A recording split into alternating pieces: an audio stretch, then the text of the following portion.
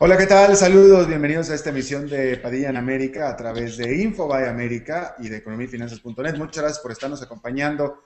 Vamos a estar retomando el tema económico de Argentina, porque como siempre lo he dicho y desafortunadamente llevo varios años diciéndolo porque lleva siendo varios años la realidad, es que América Latina se mueve económicamente al unísono, con crecimiento, con estabilidad, con relativa baja inflación, con relativa bajas tasas de interés, etcétera. En general, con algunas excepciones, y esas excepciones Argentina y también Venezuela, y de pronto, y por tanto estos países son los que dan la noticia típicamente.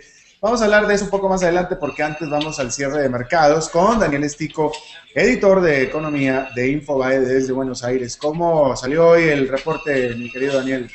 Mira, Alberto, buenas tardes. Hoy el reporte terminó levemente negativo para el Dow Jones con 0,23% de caída. También arrastró en la misma dirección al Standard Poor's, pero también muy leve, 0,06% de baja, y la excepción fue el Nasdaq, que terminó con una suba del 0,12%. De nuevo, las noticias provenientes de Chipre, que sacó un decreto en el cual estableció un corralito financiero como parecido al que había aplicado la Argentina allá por el 2001, generó ciertas dudas, ciertos pánicos en todo lo que fue Europa, y eso arrastró también un poco al mercado norteamericano, pero las bolsas latinoamericanas realmente escaparon a esa incertidumbre porque el indicador de México terminó con suba de 0,94, el Bovespa de Brasil aumentó 0,65, la bolsa de Colombia aumentó 0,30, el índice de Lima Perú aumentó 0,49, solo bajaron las de Chile 0,23 y el Merval de Buenos Aires 1,06%.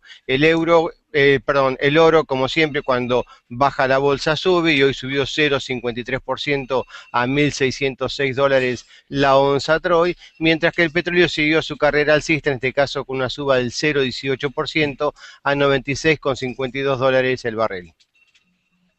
Listo, quedó entonces. Hoy, por cierto, que los mercados van a estar cerrados ¿cuándo? ¿Jueves, viernes?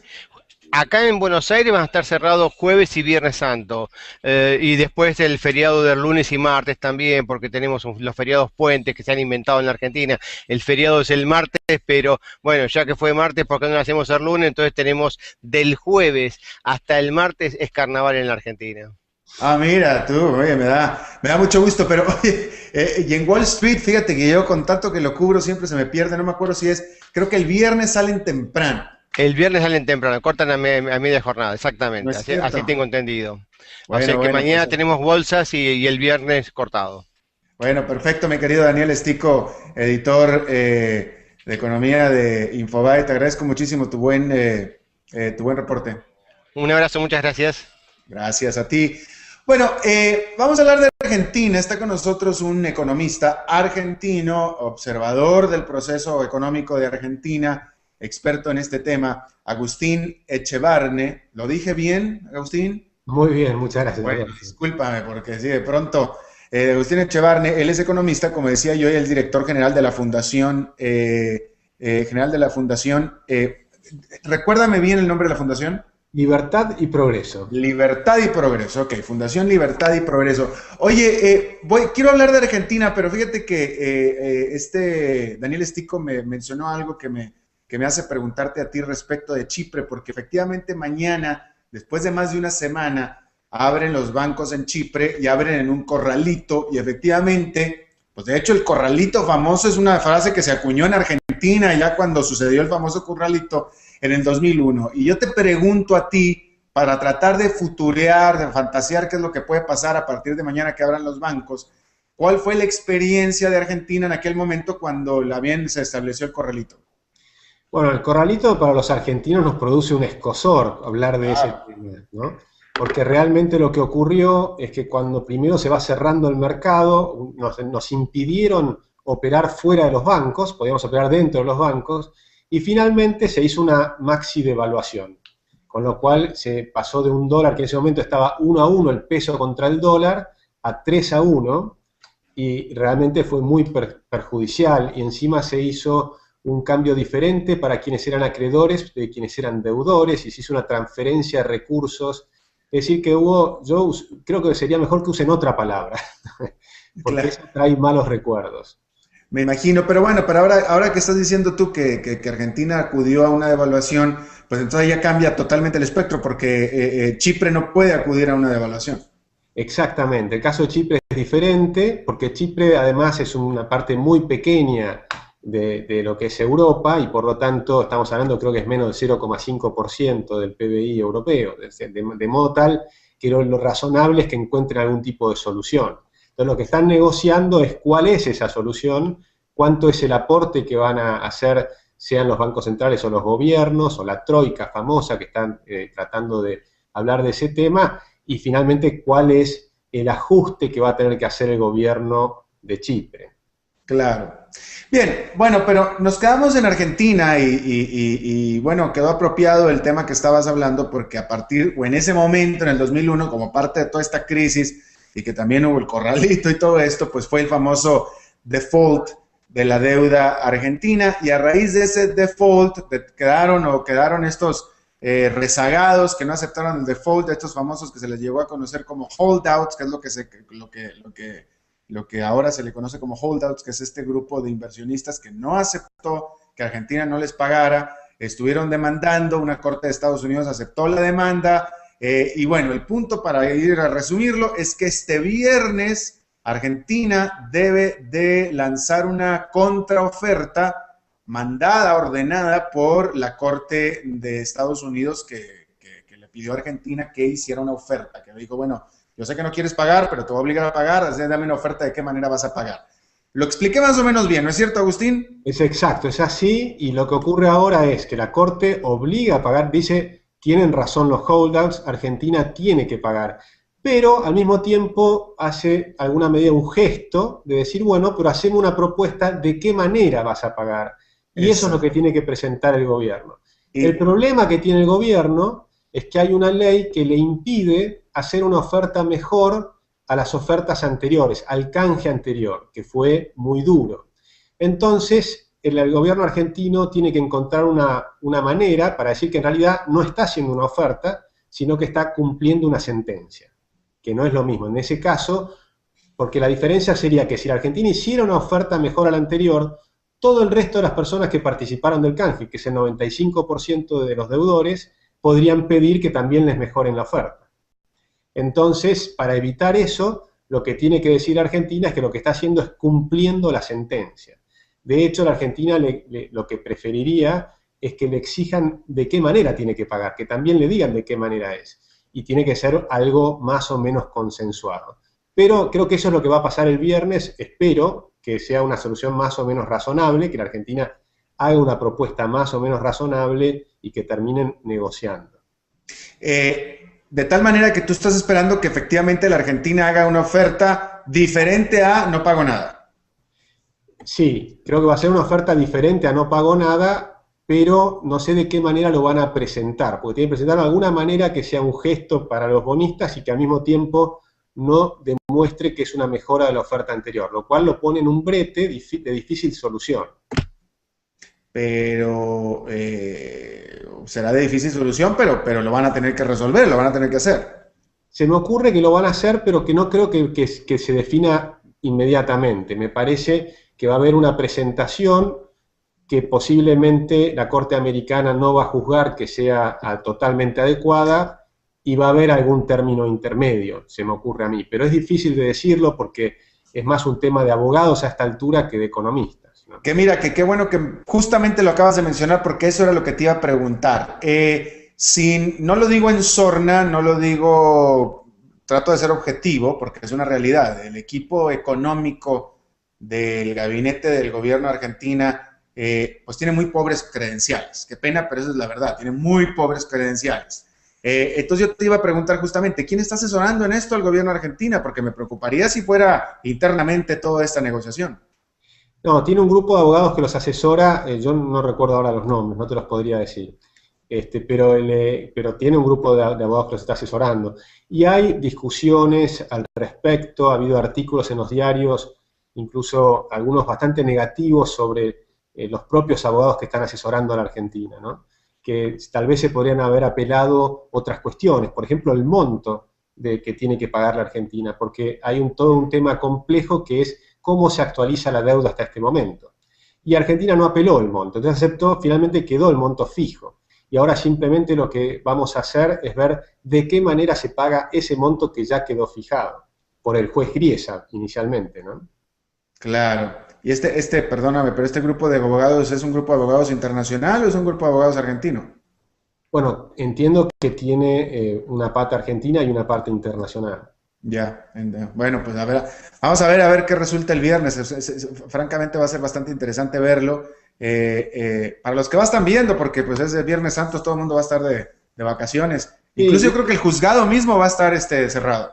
Y es un tema importante porque si bien en el monto es pequeño, el monto, bueno, pequeño, son cerca de 1.500 millones de dólares, pero representa, si se logra llegar a una solución, y el resto de los holdouts, porque estos no son todos los holdouts, sino es un grupo, si el resto aplicaría a la misma sentencia, o pediría la misma sentencia, Argentina terminaría finalmente de salir del default, quedando exclusivamente el problema del Club de París. Y creo que eso es un aliciente para la Argentina muy grande, es una oportunidad para la Argentina, de finalmente, después de tantos años, terminar el problema del default. Argentina técnicamente sigue en default. Claro. Y por tanto, entonces, Argentina no ha podido acudir a los mercados internacionales, no puede pedir prestado. Exactamente, y eso también es parte del problema, aunque para algunos creemos que a veces es bueno no poder pedir prestado, porque obliga a hacer las cosas un poco mejor. ¿Y se han hecho mejor? Y ahí está el problema, no se han hecho tanto mejor. Entonces, cuando no tienes problemas de facilidad de deuda, ¿dónde aparece el problema? Y el problema aparece con la inflación.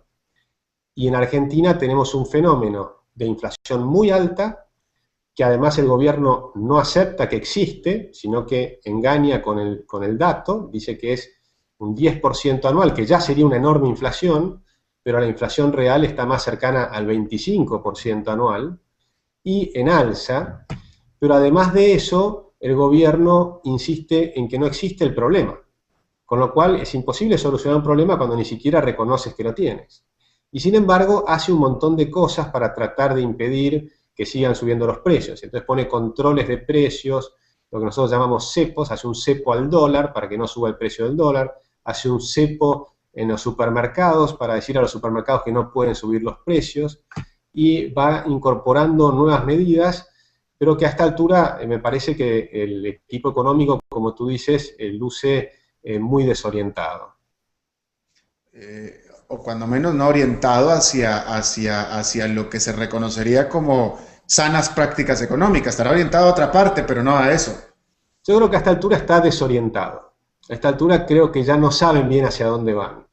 Porque cuando uno empieza a apartarse de las sanas políticas económicas, empieza a intervenir en la economía, a poner parches, pero llega un momento que vas puestos tantos parches y se te sigue escapando por algún lado. Porque la inflación es un animal muy complejo. Es un animal voraz, que se devora gobiernos. Cuando se desata la inflación, se devora economistas, gobiernos, etc. Entonces lo tienen tratando de, en lugar de matarlo de hambre y que desaparezca la inflación, lo que hacen es encadenarlo. Pero mientras tanto lo alimentan y cada vez es más poderoso y fuerte. Por más cadenas que les pongas, en algún momento va a explotar. Y ese es el sistema donde está la Argentina. Un sistema donde tienes una inflación muy alta, pero además es una inflación reprimida. Porque está reprimida porque tienes un cepo al tipo de cambio, es decir, no permites que el dólar suba, tienes un dólar oficial, como dijo recién Daniel, en 5,12 contra un dólar paralelo que está en 8,43. Ahora, ¿qué es lo que previene que la inflación no sea más alta? Porque si bien es de 25%, que es muy alta en relación al resto de América Latina, pero vaya, en relación histórica, 25%, vaya, tú eres muy joven, pero a gente más grande que tú hemos visto inflaciones peores. ¿Qué es lo que previene que no sea de 50, 70, 80%, 100%? Bueno, creo que lamentablemente es una cuestión de tiempo. Es decir, la inflación es un proceso. Y viene hace 3 años con un proceso de inflación alta. Pero cuando yo viví la inflación también, no soy tan joven, en el año 89 yo trabajaba como economista joven y ganaba $1.500 en Argentina. Empezó la hiperinflación y mi sueldo en dólares cayó a $150. Ese es el efecto de inflación, la posibilidad de que te bajen el sueldo un 90% en dólares. Eso todavía estamos muy lejos en Argentina. A eso se llegó luego de un proceso de varias décadas. Pero luego tuvimos una década de inflación cero, que fue la década de la convertibilidad. Con lo cual, los que son más jóvenes que yo y que no vivieron esa época, ahí sí tienen un tema de sensación de que la inflación no es tanto problema. Entonces, ¿cuál es la diferencia? Hoy tenemos un déficit fiscal que es de 4% del PBI, según lo medimos nosotros, el gobierno dice que es menor, pero nosotros lo medimos en cerca de 4%, contando las provincias y la nación. Para que te des una idea, en el 89, cuando entró la hiperinflación argentina, el déficit fiscal era 5%, no tanto más alto. La diferencia es la demanda de pesos, y eso es una cuestión psicológica. ¿Cuántos pesos demanda la gente? ¿Cuán rápido quieres escaparte de los pesos?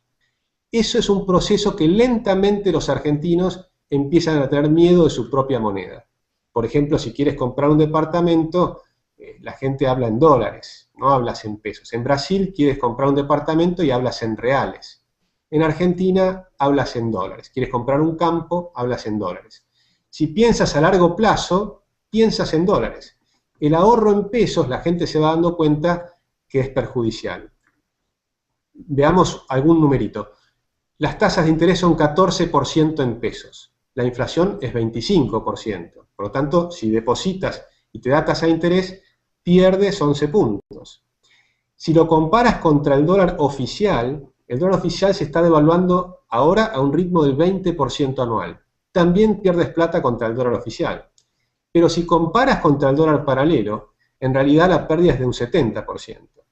Con lo cual, empieza en Argentina ahora, y pues esa es la subida del paralelo que estamos observando, el temor al peso. En Argentina el problema no es el dólar, el problema es el peso. No es que sube el dólar, es que baja el peso. Y fíjate que escuchándote me maravillo porque este tema de dólar oficial y dólar paralelo, la verdad es que es totalmente ajeno al resto de América Latina. Los jóvenes de América Latina no tienen ni idea de lo que estamos hablando porque nunca lo han vivido, no saben porque no sucede, no pasa en sus países. Hay un solo dólar y se acabó, que es el verde, que lo puedes comprar en cualquier parte. Exactamente. Lo que ocurre es que cuando en un país le dices, mire, el dólar vale 5 pesos, 5,12, pero no te lo vendo. Entonces, la persona que quiere ahorrar y sabe que el peso se devalúa, se deprecia de valor un 25% por año, ¿cómo haces para ahorrar? Bueno, puedes comprar un departamento. Pero cuando ya tienes miedo con el departamento también, pues están bajando los precios inmobiliarios en Argentina. Y con el problema del cepo del dólar, es muy difícil comprar y vender departamentos. Las operaciones han bajado muchísimo. Entonces, típicamente los argentinos compran dólares. También compran dólares muchos inmigrantes, bolivianos, paraguayos, peruanos, que quieren enviar dinero a sus familias. Por supuesto, en esos países no aceptan pesos. Entonces tienes que enviarle dólares. Si no te los vende el Banco Central, no te permite operar en el mercado libre de cambios. ¿Qué hacen esas personas? Simplemente van y los compran en el mercado libre, en el verdadero mercado libre, que es el de la gente, el que realmente compra y vende el dólar billete que puedes tocar y hasta sentir olor, viste que tiene un olor particular. En cambio, el dólar oficial es el que no existe, el que no lo puedes tocar, el que no puedes conseguir en ningún lado. Ahora, dime una cosa, ¿cuál es la circunstancia de la inversión privada, de la industria en Argentina? Porque yo oigo todos estos problemas económicos que ciertamente son importantes y que desde afuera parecieran como que es un incentivo a la no inversión, pero de pronto también tal vez caigo en la propaganda del gobierno porque la veo desde acá en el sentido de que la presidenta está inaugurando fábricas y etcétera. Mira, la inversión está cayendo fuertemente. El último caso gravísimo en la Argentina es la empresa Vale. Vale se está yendo de la Argentina. ¿Era Vale, dijiste? La empresa minera Vale tiene una inversión que ya había hecho de 1.700 millones de dólares, que la está perdiendo y se va de la Argentina porque no encuentra las reglas de juego adecuadas. Eso es una mina de potasio para exportar el potasio al Brasil. Es un negocio fantástico para la Argentina y para el Brasil, por supuesto, pero la verdad es que la empresa, hay rumores de que le han pedido lo que nosotros llamamos coimas, actos de corrupción para hacer temas, pero sobre todo no tienes ninguna seguridad de poder volver a retirar tu dinero. Cuando tienes un dólar oficial, pero no puedes comprarlo, y no te permiten reenviar las utilidades al exterior, entonces ¿para qué vas a invertir en un país? Es muy difícil. Y en Argentina el equipo económico y el gobierno en general ha perdido muchísima credibilidad. Con lo cual, sigue habiendo inversiones, pero en su mayor parte son la reinversión de ganancias. Como no las puedes sacar al exterior, las reinviertes en Argentina. Es muy difícil hoy en día sacar el dinero al exterior. Fíjate que es el caso contrario de lo que ocurría en China. En China, cuando abrieron la economía, les aseguraron a los inversores que podían llevarse las ganancias. Y entonces hoy entran 70.000, 75.000 millones de dólares por año a China. Claro.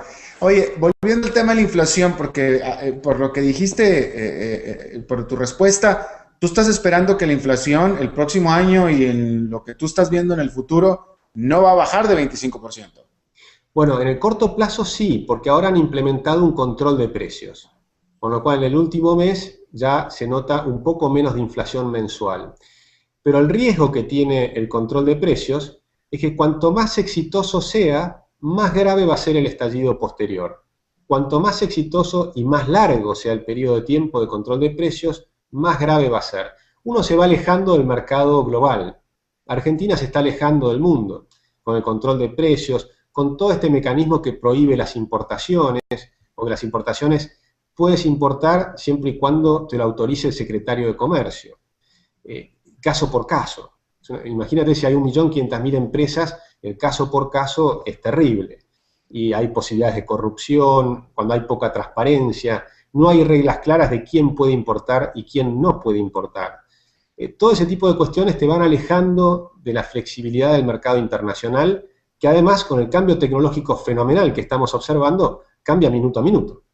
Claro, por supuesto, pero entonces hablas de que entre más exitoso sea el control de cambios, que está empezando a ser exitoso, el control de precios, peor va a ser el rebote. En ese sentido, ¿tienes alguna estimación de cómo va a ser la inflación el próximo año? Mira, es muy difícil decirlo. Por ejemplo, en el año 74 iniciaron un control de precios que duró como 1 año y medio. Incluso en la literatura algunos dicen, fíjense el éxito del control de precios. En el año 75 la inflación fue de 335%. Digo, no estoy diciendo que vamos a ir a ese nivel, pero estoy explicando o tratando de explicar que potencialmente el peligro es grave. Si tienes un tiempo muy largo, ¿y por qué no se puede predecir? Porque depende de una cuestión psicológica, de cuánta demanda de pesos hay. La oferta de pesos es muy grande. Por ejemplo, desde que asumió la nueva presidenta del Banco Central, Marcó del Pont, aumentó 128% la oferta monetaria. Y el dólar paralelo ha aumentado más o menos 125%, una cifra parecida. Pero la inflación todavía no subió tanto, con lo cual está amortiguada por los controles del tipo de cambio oficial y por los controles de precios. Eso es una expectativa de cuánto puede saltar. Si la inflación ha sido cerca de 80-90%, bueno, el problema es que puedes tener en algún momento un salto para volver a alcanzar al dólar paralelo, que es el que se está escapando. Última pregunta para redondear la clase. ¿Cuál es la determinante de cuánto dura el control de precios? Mira, hay un tema que me parece que es político más que económico, es que este año es un año electoral y las elecciones terminan en octubre. Hay elecciones en agosto y luego en octubre. El gobierno me parece que va a hacer todo lo posible. Ahora está sacando, por ejemplo, una tarjeta única para supermercados. Antes podías ir con cualquier tarjeta, Visa, American Express, Mastercard, a comprar. Ahora van a hacer una tarjeta única que va a emitir el gobierno y te van a obligar a comprar con eso. Con lo cual yo creo que hasta octubre va a seguir. El problema es que esa tarjeta, si el congelamiento de precios continúa, va a servir como tarjeta de racionamiento. Y esa es mi predicción, que si continúa el control de precios, Argentina va a entrar en un sistema de racionamiento, como cuando éramos chicos. Yo me acuerdo de ir al supermercado a comprar azúcar, a acompañar a mi mamá, porque había mucha gente en mi casa y te vendían 1 kilo por persona. Porque no había suficiente. No había suficiente, cuando los precios no ajustan, las empresas dejan de vender, o venden menos. Y entonces empiezan una cantidad de problemas de desabastecimiento. Bueno, que ya algunos diarios internacionales, Financial Times, etcétera, estaba hablando de de que ya los productores de soja en Argentina, económicamente hablando, les conviene más quedarse con la soja que colocarla. Sí, eso es cierto. Lo que pasa es que hay un poco de mito sobre el tema. Por ejemplo, gran parte de la cosecha se guarda en lo que llaman silos bolsa. Y el silo bolsa permite guardar el grano entre 6 meses y un año. De modo tal que no puedes guardar demasiado tiempo la cosecha. Es cierto, hoy les conviene guardar la cosecha, y la cosecha va a empezar ahora en abril, mayo. Incluso este año se sembró tarde, así que va a seguir en junio, julio. Y luego puede ser muy grave para un tiempo, pero es un tiempo relativamente limitado. Ya, listo. Agustín Echevame, economista y director general de la Fundación Libertad y Progreso de Argentina. Te agradezco muchísimo tus palabras, tu buena disposición a charlar con nosotros. Muchas gracias a ti, Alberto. Hasta la próxima. Bueno, y les recomiendo y les pido que nos acompañen también a través de Facebook, en la página de Facebook de Padilla en América. Facebook, Padilla en América, que ahí la tiene usted en su pantalla. Y ahí es donde puede ser totalmente interactivo con nosotros, porque pues puede poner los me gustas, los no me gusta, comentarios, preguntas, etcétera. Y bueno, eso es todo lo que tenemos por esta emisión de Padilla en América. Muchas gracias por habernos acompañado. Nos vemos en la próxima y que la pasen muy bien. 0,12%. De nuevo, las noticias provenientes de Chipre, que sacó un decreto en el cual estableció un corralito financiero como parecido al que había aplicado la Argentina allá por el 2001, generó ciertas dudas, ciertos pánicos en todo lo que fue Europa, y eso arrastró también un poco al mercado norteamericano, pero las bolsas latinoamericanas realmente escaparon a esa incertidumbre, porque el indicador de México terminó con suba de 0,94, el Bovespa de Brasil aumentó 0,65, la bolsa de Colombia aumentó 0,30, el índice de Lima, Perú, aumentó 0,49, solo bajaron las de Chile, 0 en la Argentina. El feriado es el martes, pero bueno, ya que fue martes, ¿por qué no lo hacemos el lunes? Entonces tenemos del jueves hasta el martes es carnaval en la Argentina. Ah, mira, tú, oye, me da mucho gusto, pero oye, y en Wall Street, fíjate que yo con tanto que lo cubro siempre se me pierde, no me acuerdo si creo que el viernes salen temprano. El viernes salen temprano, cortan a media jornada, exactamente, ¿No es cierto? así tengo entendido. Bueno, o sea que bueno, mañana pues, tenemos bolsas y el viernes cortado. Bueno, perfecto, mi querido Daniel Estico, editor de economía de Infobae. Te agradezco muchísimo tu buen reporte. 0,23 y el Merval de Buenos Aires 1,06%. El oro, como siempre, cuando baja la bolsa sube, y hoy subió 0,53% a $1.606 la onza Troy, mientras que el petróleo siguió su carrera alcista, en este caso con una suba del 0,18% a $96,52 el barril. Listo, quedó entonces. Hoy, por cierto, que los mercados van a estar cerrados ¿cuándo? ¿Jueves, viernes? Acá en Buenos Aires van a estar cerrados jueves y viernes santo, y después el feriado del lunes y martes también, porque tenemos los feriados puentes que se han inventado. Bajas tasas de interés, etcétera. En general, con algunas excepciones, y esa excepción es Argentina y también Venezuela, y de pronto, y por tanto estos países son los que dan la noticia típicamente. Vamos a hablar de eso un poco más adelante, porque antes vamos al cierre de mercados con Daniel Estico, editor de economía de Infobae desde Buenos Aires. ¿Cómo salió hoy el reporte, mi querido Daniel? Mira, Alberto, buenas tardes. Hoy el reporte terminó levemente negativo para el Dow Jones, con 0,23% de caída. También arrastró en la misma dirección al Standard & Poor's, pero también muy leve, 0,06% de baja. Y la excepción fue el Nasdaq, que terminó con una suba del 0.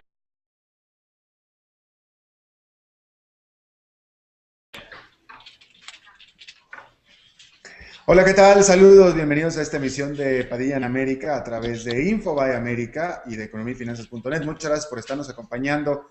Vamos a estar retomando el tema económico de Argentina, porque como siempre lo he dicho, y desafortunadamente llevo varios años diciéndolo, porque lleva siendo varios años la realidad, es que América Latina se mueve económicamente al unísono, con crecimiento, con estabilidad, con relativa baja inflación, con